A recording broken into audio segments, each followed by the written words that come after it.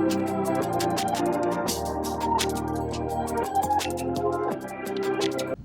welcome back to the channel. For this video, I wanted to talk about space inside of the Tesla. So I want to go through the front passenger seat, the back seat, and then kind of show you the trunk area and kind of how much space you can get, or how much space you can expect when you buy the Tesla. I'll also show you what it's like to put a car seat and what that looks like as well.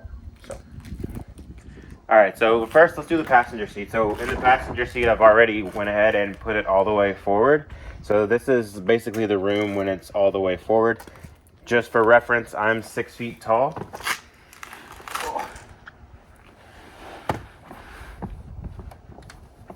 So not very comfortable if you're all the way forward. Don't know why you would be all the way forward, but if you needed to put something through the trunk, through the back seat, that gives you about 6.5 feet, 6 feet.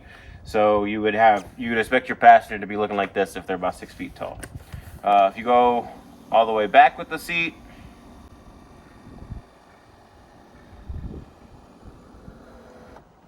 so that's all the way back. I'm basically almost fully extended. I have just a little bend in my knees. Headroom, super spacious. I have a ton of freaking room up here. So all the way back, it looks really good. So let's check the back seat when it's all the way back. All right, so looking at the back seat, this is what it looks like when the seat is fully back. So let's see if I can fit.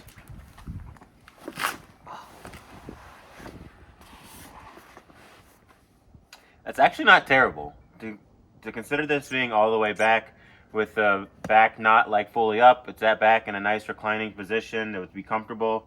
This isn't that terrible. Headroom is super spacious. I probably have about another inch or so above my head, 1.5 inches. So really it's not that bad when it's all the way back.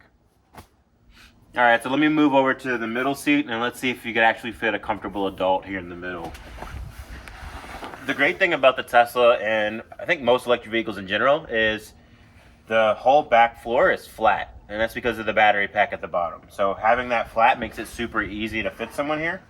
So I wear a size 13 shoe, and like I said, I'm 6 feet tall.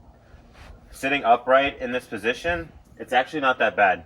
If it was on like a road trip or something that was probably longer than 20 or 30 minutes, I probably would get a little uncomfortable. But I can really go pretty far up with my feet to where I've got a good 4 or 5 inches to where it's really not uncomfortable. You are kind of sitting upright. There's not huge recline in the middle because of the extra, or the thing that comes down. So because of that, you're sitting a little bit more upright than you are in one of the side seats. But overall, not too bad. All right, so the cool thing about this car is you can actually fold down the back seats, so it allows you to put more storage in the trunk and to go all the way forward. I carried something in the car the other day that was over 6 feet long, and I was able to stick it through the trunk and up into, I had to scoot the passenger seat all the way forward, but by doing that I was able to get the whole thing in here. So it does give you quite a bit of room. So let me show you where that is in the car.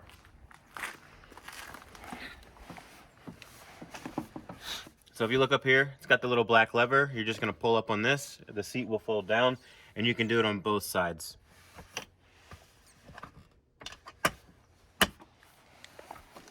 Alright, so when you pull it down, it basically comes straight down. If your seat is all the way reclined back, this doesn't have to, like, where you can take your headrest off and stuff like that, so you're gonna have to scoot your seat forward enough to make this be able to fall.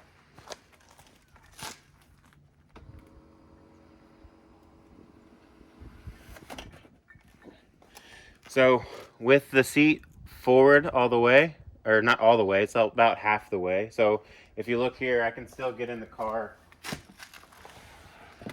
and I still have a ton of amount of room with the seat down. So it really doesn't give away any of like your spaciousness for your passenger. All right, so I'm gonna show you what it looks like when you have the actual back seats down and kind of how much room you get. So if you take a look in here, you get quite a bit of room, and the lovely thing about the Tesla is how tall it is at the top. So you kind of get like the benefits of it being somewhat of a middle between like a hatchback and a regular vehicle. So you get that almost all the way through. There's a little bit of like bracking right here that's kind of like causes you to have to not get as much space right here throughout, but still for the most part you can easily get through. I'm gonna crawl in here to show you what 6 feet looks like.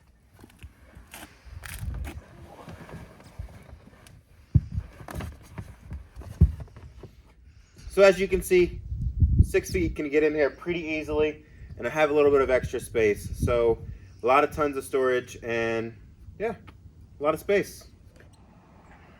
Another great thing about the Tesla and it not having like a true exhaust system or anything like that is you get extra storage in the trunk. So not only are you able to get like fully in, but you're able to lift up this lever and actually have more storage space. This is super great for groceries and all those other things that you need to put back here, a backpack or other things.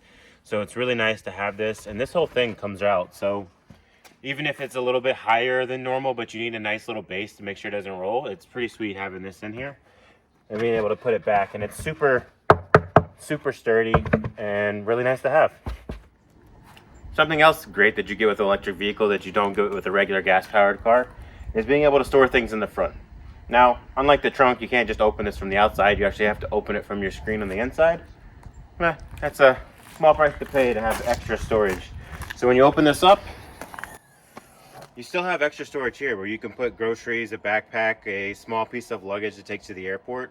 But it's super nice to have, and I've only used it once. I put like a backpack inside of it, but it's really cool to have that extra storage. So on a long road trip, I'm really excited to see what I can end up putting in the entire car. All right, so next I want to show you a car seat, and this was super important to me, and one of the reasons why I got rid of my last car is it didn't have enough room in the back for a car seat. So I wanted to show everyone what this looks like with an actual, car seat hooked up in the back and how much space you actually get. So first I have to figure out how to get it out of this thing. All right. Next, you've got these little clips, and Tesla has like little icons. You won't be able to see it right now, but there's little icons at the bottom that show you where like the black things are these go into. So you should hear click, there, clicked, went green. Here, clicked, went green. All right, so just gotta fix this. A little bit more. All right, now we're perfect. Now I'm gonna get the top part and show you like what that looks like with the seat, and then how much room you actually get in the passenger seat. All right, so I have the car seat now. I'm gonna snap this in and then show you what how much room you have as a passenger.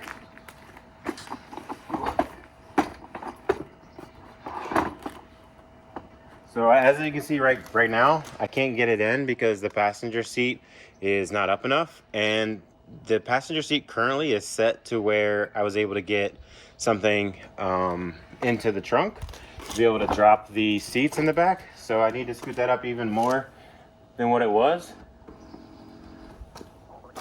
Hopefully that'll get it. Let's see. Yep, so there I'm fully clicked in.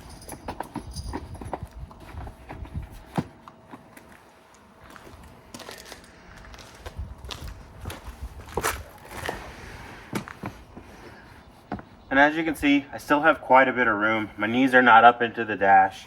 Like, I'm still pretty comfortable in here. If you're like 6'4" taller, it may be a tight fit, but I think if you're 6'4" or taller, it's gonna be a tight fit regardless. So, ton of space still, even with the car seat. Way more than can be said than when I had my Tacoma. All right, so there you guys have it. That's all the space that you have in the Tesla. Quite a bit for a small car. If you guys have any questions or comments, please leave it down below. Other than that, thanks for watching this video.